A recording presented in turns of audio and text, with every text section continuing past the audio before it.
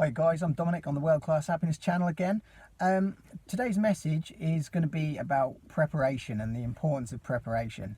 Okay, now you may have seen the video last week of myself and Ryan going head to head in a press up challenge. Okay, I'm not going to tell you the result because obviously I want you to go and maybe look at that next. Now, despite whether I won or I lost, I will tell you I wasn't completely confident about going in and competing against Ryan. Even though it was my idea, I wanted to do it, but I wasn't completely confident about my chances of winning. Okay, now the reason for that was that I wasn't really prepared. I used to do a lot of training. I was once a good level judo competitor and judo athlete, but I hadn't prepared for it. I hadn't done lots of press ups and lots of training for a while, and I know that Ryan has been doing more training than me. So certainly during the lockdowns and stuff, he's been doing a bit more of that than normal training, normal judo.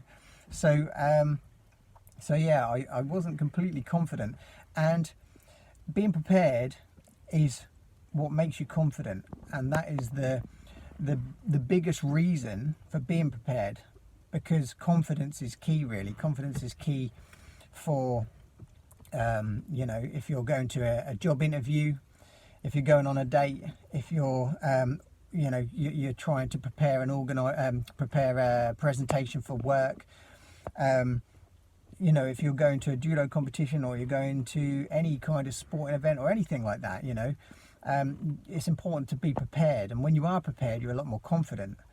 You know, if you're a mountain climber and you've got a team of people to climb Mount Everest with you, and if you're with the best climbers in the world as part of your team, because that's what you'd prepared, then you'd be fairly confident that you're going to make it to the summit and back, and you'd probably feel quite well prepared. However, if you were going up there with a bunch of Boy Scouts, let's say, then you probably wouldn't feel quite as confident, simply because you're not prepared with the correct team.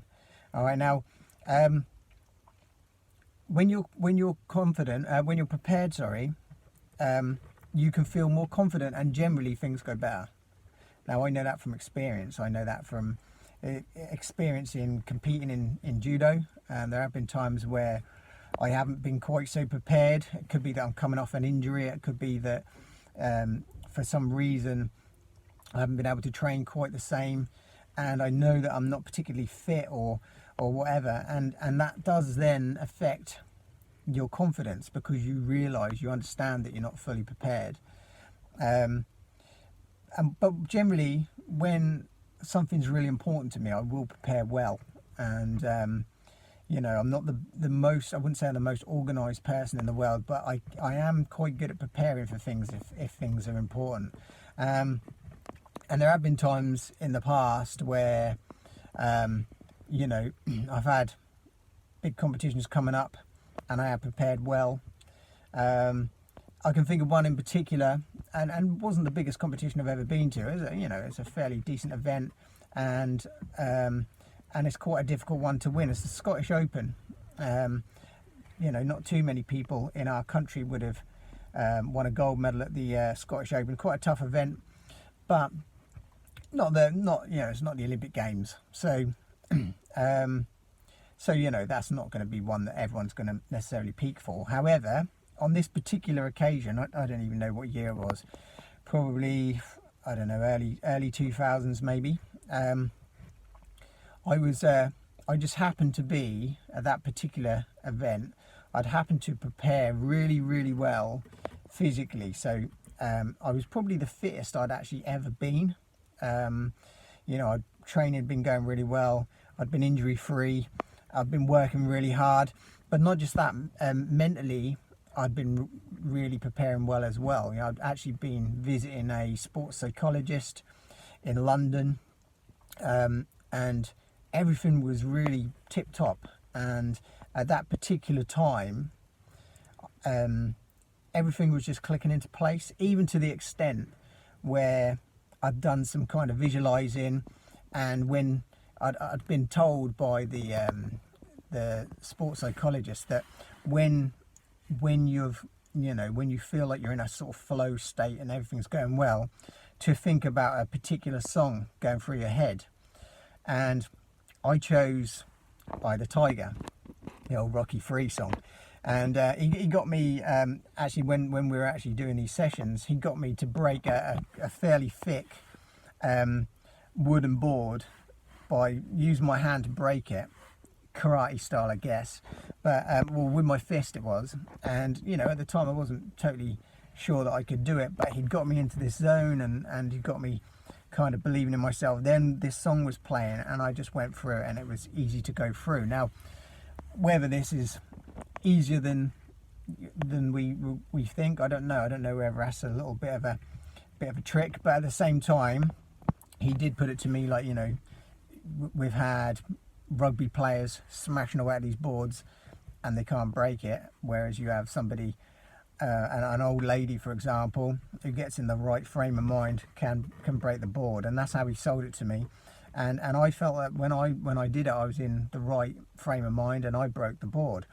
Well, going back to the Scottish Open, I happened to be waiting for the final, and I heard playing on you know, some distant music. I don't know whether it was up on a balcony somewhere. I heard this music going, and it was Eye of the Tiger, which was a coincidence, but that also made me kind of also feel that this preparation I'd done was all clicking into place, and there was sort of a reason for that. And I you know, I went onto the mat so confident. I was confident all day. It probably wasn't necessarily the best I'd ever fought, but in terms of mental and physical preparation, I felt so good, so confident.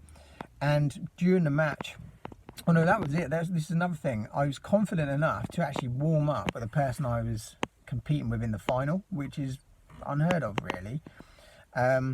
And we warmed up together, and I wouldn't perhaps normally have done that, but on that occasion I felt confident enough to do it, and because he was a friend of mine. And I went into the match feeling totally confident. We'd beaten each other in the past, so he wasn't ever going to be like a pushover. It wasn't a foregone conclusion that I was going to win it. And yeah, we went into the match, fairly close match, but I felt in control pretty much the whole match. And there is something in judo, in case you don't really know how judo works, if it goes to the full time, there's then a period of extra time called golden score. So basically the first person then to score is the winner. Now, for those people who have done judo at a good level, will understand how hard judo is, how physically hard judo is, how mentally hard it is. And nobody really enjoys going into a golden score situation, because you know, you never know how long it's going to go, and you kind of, it's quite a lot of pressure at that point, because you know, now you've got the kind of situation where you've got to try and finish it because you want the match to end. So you're going to try and commit with stuff, but at the same time, if you overcommit, then you could possibly get caught. So there's a lot of pressure mentally. Physically, obviously, you've had a full match and now you're into extra time, so physically it's harder as well. Now, when we got to the end of normal time, and we were then preparing, we were sort of doing our jackets up and doing our belts up, preparing for the actual extra time, the golden score period, I remember in my head thinking, I've got you now. Yes, I was really happy. I was really confident, more confident than I'd ever been, and that was the first time I can say I've ever been happy to go into golden score. And the reason is because I was prepared. All right, now it goes back to what I said at the very beginning. If you're prepared, you're confident, and when you're confident, generally you perform well. And on this occasion, I did perform well, and I did win the match. But like I say, it applies to job interviews, it applies to a date, it applies to sporting events, work, presentation at work, you name it. Okay, if you prepare well for something, you can guarantee generally that the result is going to be better than if you didn't prepare. All right, so that's my message today. If you've got any comments to add, just leave your comments on good ways to prepare. And if you're liking what we're talking about on the channel, please press the subscribe button. Cheers, guys.